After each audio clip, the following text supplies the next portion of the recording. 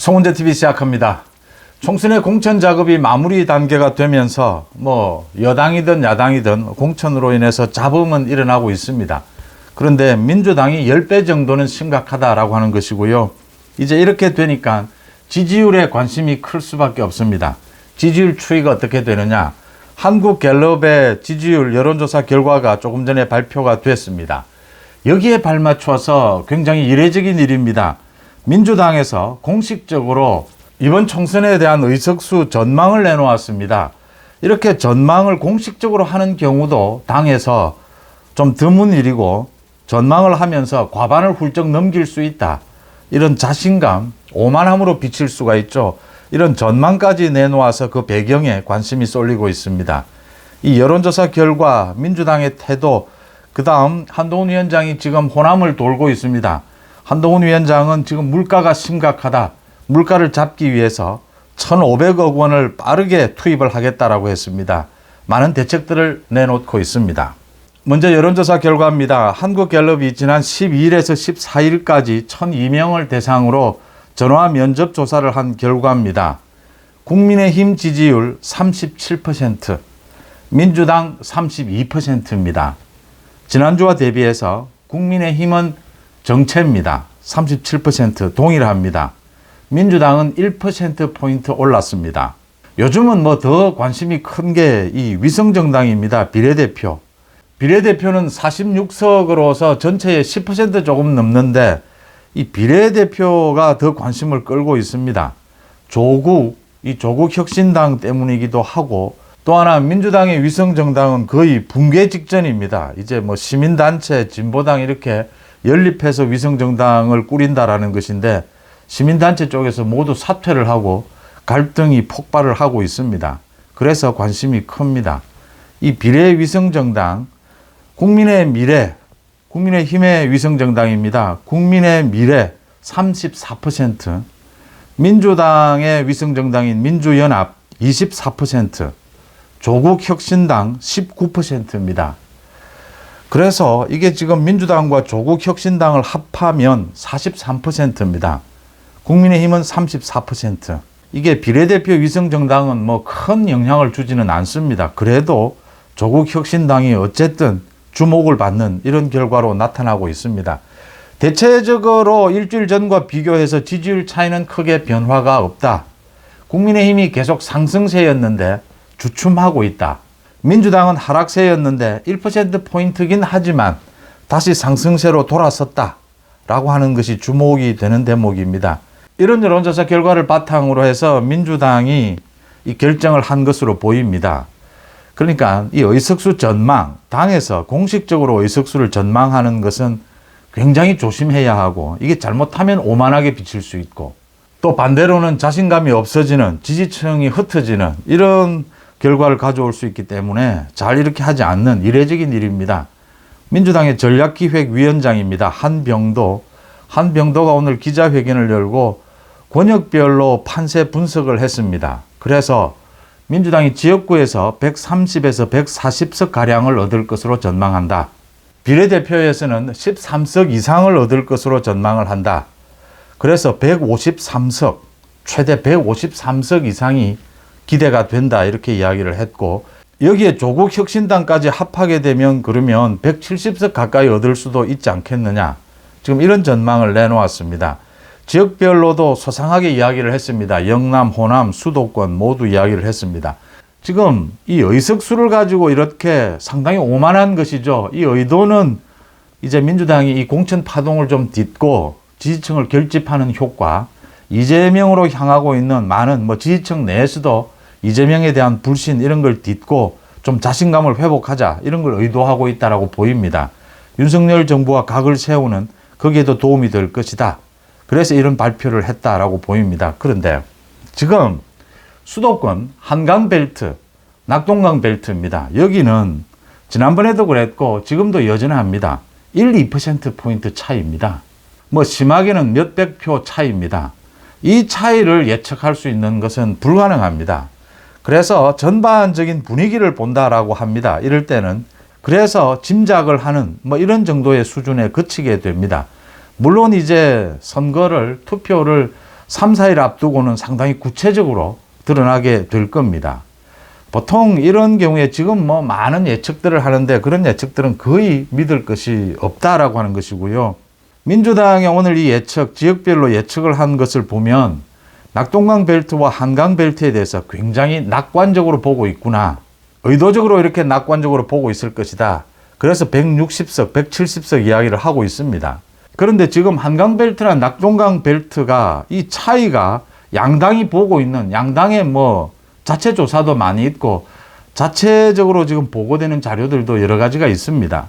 이런 걸 보면 양당 어느 쪽도 그러니까 서울의 경우에는 국민의힘이 좀 우세하다. 경기 인천은 민주당이 우세하다.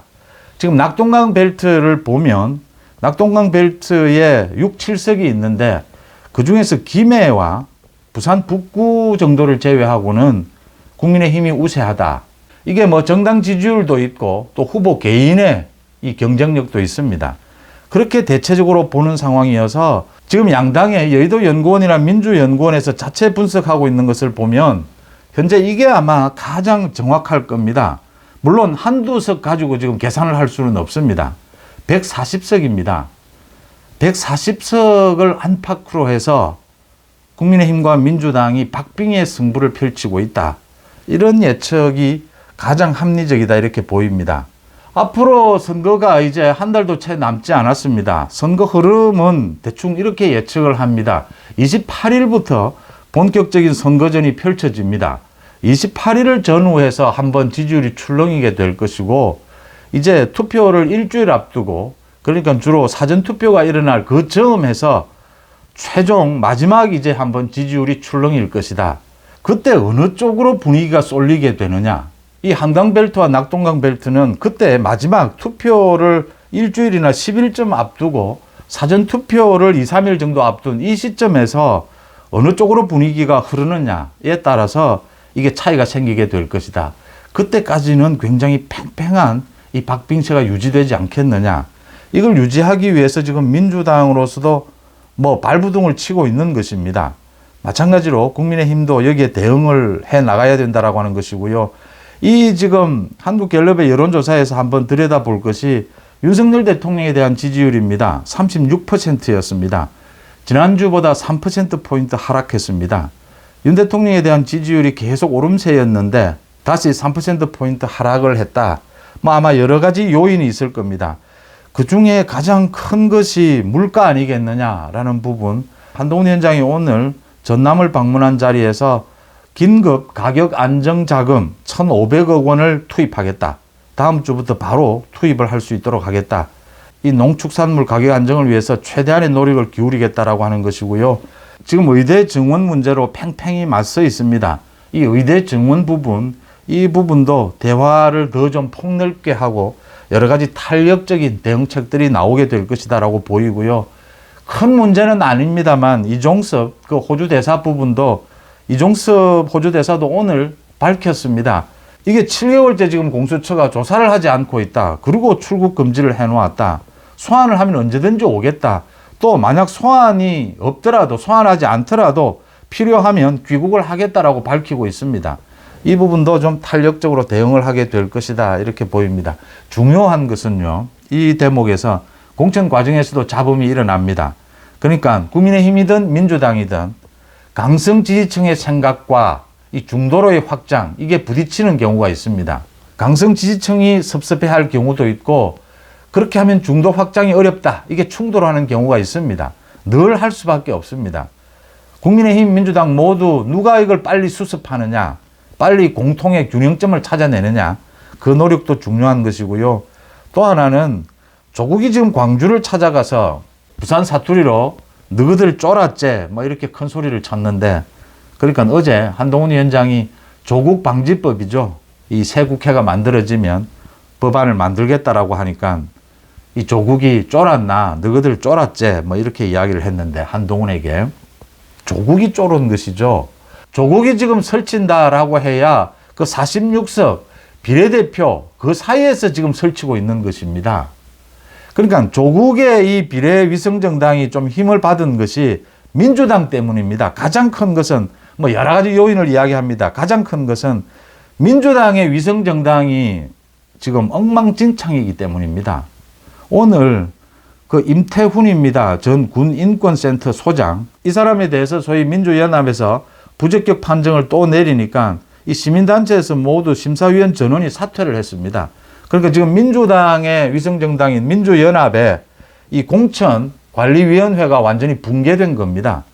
시민단체도 이렇게 해서는 뭐 같이 못하겠다. 좌파연합 위성정당이 깨지고 있는 상황인 겁니다. 이렇게 민주당의 위성정당이 깨지니까 민주당 지지층으로서는 이게 지역구는 민주당을 찍는데 위성정당은 민주당이 아닌 것 같다. 민주연합이 아닌 것 같다. 그러면 뭐 조국이 있으니까 조국을 한번 힘을 몰아주자. 지금 이게 조국의 그 비례정당이 좀 힘을 받고 있는 이유입니다. 그래서 조국이 이 비례대표라고 하는 그 좁은 시장 안에서 민주당과 이 표를 나누는 이런 상황을 놓고 조국이 좀 큰 소리를 치고 있는데 제가 이 부분만 지적을 하겠습니다. 조국의 이 혁신당에 대해서 20대의 지지율이 0%입니다. 20대, 30대, 10대.